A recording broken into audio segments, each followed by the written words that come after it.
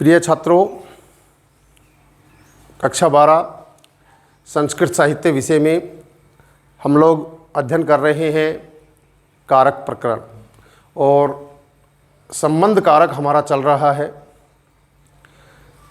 जो कि कारक की संख्या में नहीं है परंतु विभक्ति के रूप में जरूर प्रयुक्त होता है। तो इसे भी हमें जानना है कि षष्ठी विभक्ति कहाँ कहाँ प्रयोग की जाती है। तो देखिए बेटा, कल तक हमने 4 सूत्र संबंध विभक्ति के लिए कर लिया था, षष्ठी विभक्ति के लिए किया था, संबंध के लिए किए थे। आज एक अगला सूत्र जो है हमारा 5वां सूत्र, तुल्य अर्थई तुल्योभ्याम तृतीया अनंतरस्याम। ठीक है, इसमें देखिए बेटा, ज़्यादा आपको टेंशन नहीं लेनी है बड़ा सूत्र देखकर, केवल इतना देखना है तुल्य शब्द,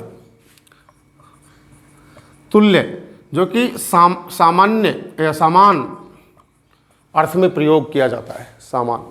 ठीक है, यानी किसी से किसी की समानता जब प्रकट की जाती है तो वहाँ तृतीया अनंतरस्याम, षष्ठी विभक्ति या फिर तृतीया विभक्ति का प्रयोग किया जाता है। तृतीया भी आ सकती है, षष्ठी भी आ सकती है। उदाहरण देख करके हमें समझना है, लेकिन उसके अगर तृतीया या षष्ठी विभक्ति आ रही है तुल्य की वजह से तो फिर सूत्र आएगा ये। ठीक है, इस सूत्र को हमें लिखना पड़ेगा। जैसे अर्थात करके आप लिखेंगे कि तुल्यवाची शब्दों के योग में, तुल्यवाची शब्दों के योग में षष्ठी अथवा तृतीया विभक्ति का प्रयोग होता है। तुल्यवाची शब्दों के योग में षष्ठी अथवा तृतीया विभक्ति का प्रयोग होता है। जैसे सुरेश महेशस्य तुल्य अस्ति, सुरेश महेशस्य है तुल्य अस्ति। सुरेश महेश के तुल्य है यानी सामान्य है। तो इस तुल्य शब्द की वजह से महेशस्य में षष्ठी आ गई है। तुल्य है अर्थो तुल्यभ्याम तृतीया अनंतरस्याम सूत्र के माध्यम से। ठीक है, एक उदाहरण और देख सकते हैं हम। यहाँ महेशस्य है तो महेशेन भी आ सकता है, क्योंकि अभी हमने देखा, क्योंकि ये तृतीया और षष्ठी दोनों विभक्ति में ये सूत्र काम करता है, समानता के अर्थ में, तुल्य के अर्थ में। एक उदाहरण और देख सकते हैं हम लोग। सीता गीतायाः तुल्या अस्ति, सीता गीताया तुल्यः अस्ति। देखिए बेटा, यहाँ पर तुल्य है क्योंकि पुल्लिंग के लिए आया था, और यहाँ पर तुल्य है क्योंकि स्त्रीलिंग के लिए है, लेकिन बात वही है। आ रहा है ये तुल्य जो शब्द समान अर्थ में, कि सीता जो है गीता के समान है। तो यहाँ भी इस तुल्य शब्द की वजह से गीताया में षष्ठी कर सकते हैं या गीतया तृतीया भी आ सकती है। आपको ध्यान देना है तुल्य को, कि तुल्य आया है तो विभक्ति फिर कौन सी हो जाएगी, षष्ठी या तृतीया विभक्ति। आपको ये ध्यान देना पड़ेगा। ठीक है, अगला जो एक शब्द अगला जो हमारा नियम है षष्ठी विभक्ति के लिए, हालांकि इसका कोई सूत्र नहीं है लेकिन इसके लिए कुछ शब्द हैं। एक है कृते, 6 नंबर पे हम डालेंगे कृते, जिसका अर्थ होता है के लिए। ठीक है, एक है समक्षम, समक्षम जिसका अर्थ होता है सामने। ठीक है, एक है अंतः और अंतरे, अंतः अंतरे। ठीक है, अंतः और अंतरे जिसका अर्थ हो जाएगा बीच में, बीच में। और ये जो मूल शब्द है कृते, समक्षम, अंतः और अंतरे, इनके साथ भी षष्ठी विभक्ति का प्रयोग होता है। ये शब्द जब वाक्य के बीच में आएंगे तो मान लीजिए षष्ठी के लिए प्रयोग किए जाएंगे। जैसे कृते आएगा तो के लिए, जिसके लिए होगा उसमें षष्ठी आ जाएगी। समक्षम जिसके सामने होगा उसमें षष्ठी आ जाएगी।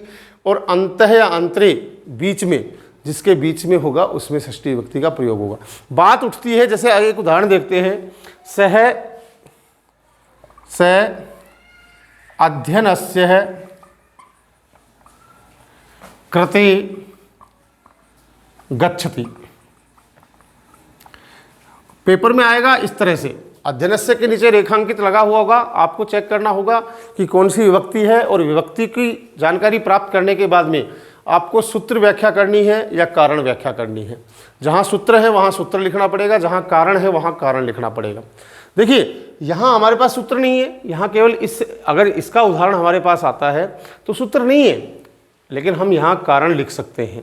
जैसे अध्यनस्य में षष्ठी विभक्ति तो हमें साफ नजर आ रही है, इसमें तो कोई शक नहीं है, तो विभक्ति लिखेंगे षष्ठी, ठीक है। और कारण, इसमें सूत्र ना होने की वजह से कारण लिखेंगे कृते, कृते पदस्य है योगे।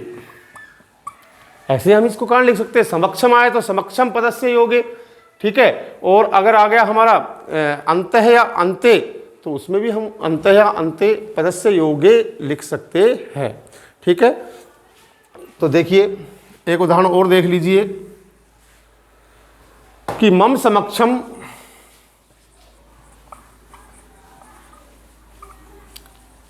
आगच्छतु। षष्ठी विभक्ति कहाँ आ रही है? मम। मम जो शब्द बना है ये षष्ठी का एक वचन है, और कारण क्या है इसमें? समक्षम शब्द। समक्षम शब्द की वजह से इसमें षष्ठी विभक्ति आ रही है। और छात्राणाम, छात्राणाम अन्ते, अंतरे, छात्राणाम अंतरे अध्यापक अस्ति, अध्यापक अस्ति। छात्रों के बीच में, अंते जो शब्द आया बीच में, छात्रों के बीच में अध्यापक है, तो यहाँ अंते जो शब्द है अंतरे, अंतरे शब्द के कारण से यहाँ षष्ठी विभक्ति आ रही है, तो हम लिखेंगे कारण, विभक्ति षष्ठी, और कारण लिखेंगे अंतरे पदस्य है योगी। बात समझ में आ रही है? अगला सूत्र देखते हैं। अंतिम सूत्र है हमारा षष्ठी विभक्ति संबंध के लिए सातवां, और सातवां भी सूत्र नहीं है, इसमें भी कुछ शब्द हैं।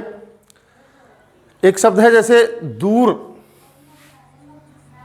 आप सकते हैं दूरम को दूरी के लिए, और एक है समीप, पास में। दो शब्द हैं दूर और समीप, इनके लिए भी षष्ठी विभक्ति का प्रयोग किया जाता है, ठीक है। जैसे अर्थात करके लिखेंगे दूर और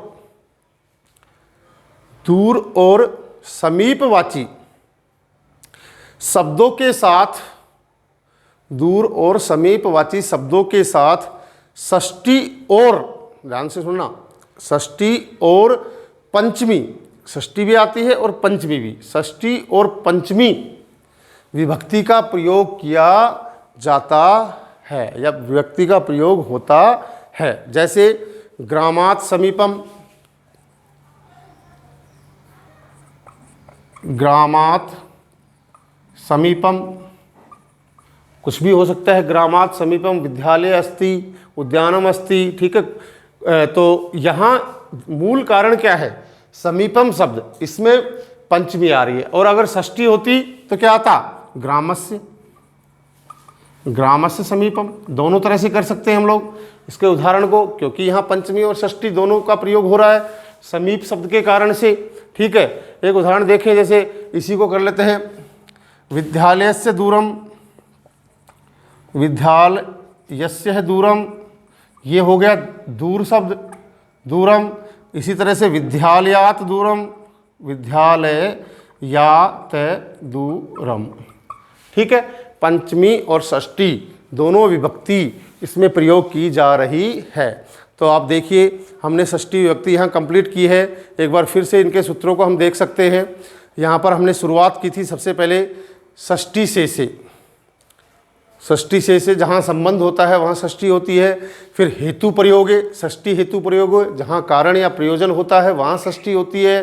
फिर कर्तृ कर्मण्योस कृति, अर्थात कृति यानी कृत धातु का जब प्रयोग होता है तब भी कर्ता और कर्म में षष्ठी विभक्ति का प्रयोग किया जाता है। फिर यतस्य निर्धारणम, इसका षष्ठी विभक्ति का सबसे मुख्य सूत्र है यतस्य निर्धारणम। जब बहुतों में से एक को छाटा जाए, निर्धारण किया जाए, चुना जाए, तो वहाँ षष्ठी होती है।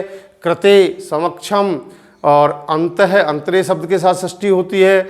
दूर और समीप शब्द के साथ षष्ठी होती है। और तुल्य शब्द समानता के लिए भी षष्ठी होती है। ये टिप्स पर हम जब याद कर पाएंगे तो ही हमारा प्रश्न हल हो पाएगा, क्योंकि कारक प्रकरण बहुत बड़ा प्रकरण है और इसमें बहुत सारे सूत्र समाहित हो रहे हैं। एक एक सूत्र को आप उनकी धातु या शब्द के से जानने की प्रयास कीजिए, तभी आपको इसमें सफलता प्राप्त हो सकती है। और मुझे आशा है कि हमारे जो नोट्स आपके पास पहुंच रहे हैं PDF के माध्यम से, आप उन्हें ज़रूर अपने होमवर्क में कर रहे होंगे, क्योंकि लंबा प्रकरण है और बार बार नहीं करवाया जाएगा। इसलिए आराम से घर पर रहें, सुरक्षित रहें और अपना गृह कार्य करते रहें।